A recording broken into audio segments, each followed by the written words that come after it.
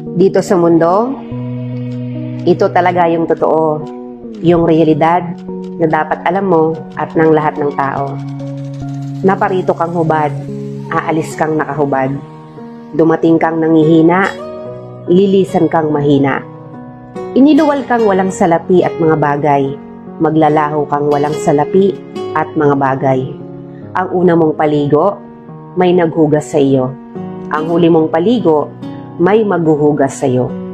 Ito ang buhay, kaya bakit labis ang mali siya, ang inggit, ang pagkamuhi, ang galit at pagkamakasarili. Maging mabait sa lahat at gumawa ng kabutihan. May hangganan ng oras natin sa mundo. Huwag sayangin sa walang kabuluhang bagay. Manalangin at higit sa lahat, huwag na huwag nating sasambahin ng pera.